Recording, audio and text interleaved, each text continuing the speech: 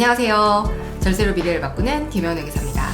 네, 오늘은요, 이제 얼마 남지 않았죠. 연말장산과 관련해서 세테크 상품을 소개해 드리려고 하는데요. 홍보는 아니니까 이 부분은 너무 염려하지 않으셔도 됩니다. 최근 미국발 고금리 인상 기조로 인해서 우리 정부도 금리 인상을 할 수밖에 없죠. 고금리 정책을 이어감에 따라서 은행에 돈이 몰리고 있습니다. 이제 고금리 시대의 기조는 더 이상 피할 수 없게 되었고요. 이에 따라 연애 이자 소득만 2천만 원이 넘는 금융소득 종합과세 대상자도 늘어날 전망입니다. 금융소득 종합과세 대상자의 경우에는요, 금융소득이 연간 2천만 원을 초과하는 금액에 대해서 본인의 근로소득이나 사업소득과 합산돼서 과세가 되는 그런 방식인데요. 일반적으로 2천만 원 이하까지는 지방소득세를 포함해서 15.4%가 과세가 되고요. 그리고 이제 금융소득 종합과세 대상자의 경우에는 본인의 근로소득이나 사업소득에 이 2천만 원 초과분 있죠? 이게 얹혀져서 15에서 45%의 세율이 과세됩니다. 예를 들어 A라는 1억 원의 연봉을 받는 근로자를 가정해볼게요. 이 근로자분이 받는 이자와 배당소득이 연간 3,500만 원 발생한다고 생각해보죠. 이때 2천만 원 초과분에 해당되는 1,500만 원은 근로소득 위에 얹혀져서 우리가 35%의 세율이 적용된다고 생각하시면 되겠습니다. 그렇다면 이런 근로자분들이 세금을 줄일 수 있는 방법은 뭐가 있느냐? 다양한 게 있겠지만 이 중에서 이제 가장 대표적인 것이 바로 절세가 되는 금융상품에 가입을 하는 겁니다. 최근 이제 소득공제 등과 같이 다양한 비과세 혜택이 주어지는 개인종합자산관리계좌 ISA라고 하는 계좌에 대해서 들어보셨을 거예요. 이거와 이제 개인형퇴직연금 IRP라고 하는 것에 대한 관심이 높아지고 있는데요. 특히 2021년에 신탁형과 일임형 외에 투자자가 직접 투자를 운용할 수 있는 중개형 ISA가 출시가 되면서 인기를 끌고 있습니다. 중개형 ISA에 가입을 하게 되면 2023년도부터 아직 확정이 되진 않았는데 내야 될지도 모르는 22%의 금융투자 소득세를 제외해 줍니다. 통상 주식에 투자해서 배당금을 받는다고 할 때 일반 계좌를 통하면 15.4%의 배당소득세를 내야 되지만 ISA를 이용하게 되면 비과세 한도 초과분에 대해서만 9.9%의 세금만 내면 됩니다.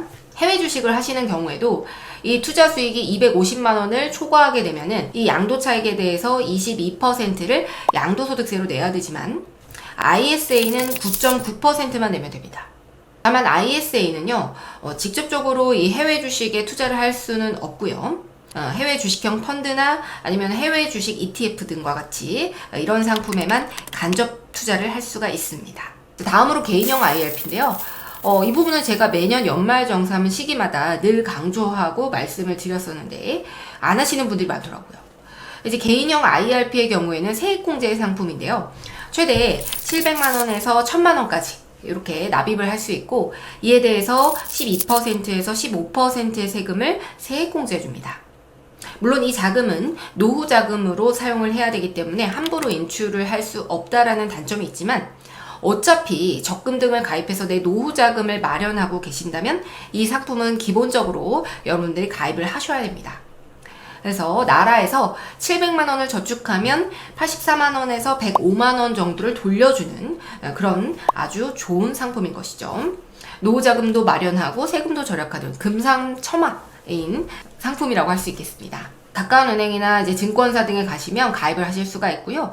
주거래 은행에 문의를 하시면 잘 안내를 해주실 거고, 회사에서 이제 확정 기여형 혹은 확정 급여형 퇴직연금 계좌가 있다면 은행에 문의를 하면 거기에 계좌가 개설되어 있을 거거든요. 거기로 납입을 하시면 됩니다.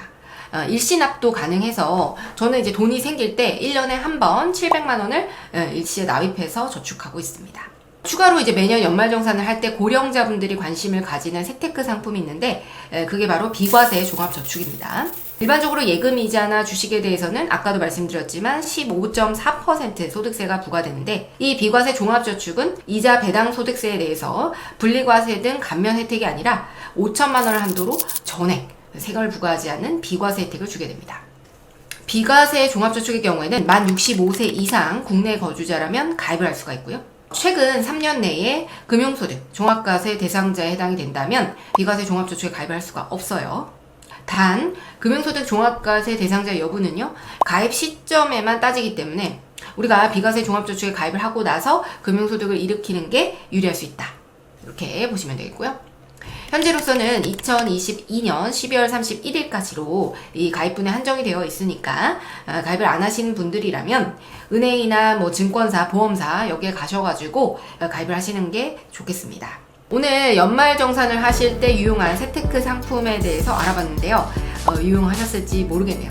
다시 한번 말씀드리지만 아직 가입하지 않으신 분들이 계시다면, 그런 직장인 분들이 계시다면 올해가 얼마 남지 않았으니까 얼른 챙기셔서 이런 세금 혜택을 많이들 보셨으면 좋겠고요. 꼭 이제 저 다시 한번 말씀드리지만 금융사에서 협찬 받은 거 전혀 없습니다. 네, 그래서 많은 분들이 가입을 하셔서 도움을 받으셨으면 좋겠습니다.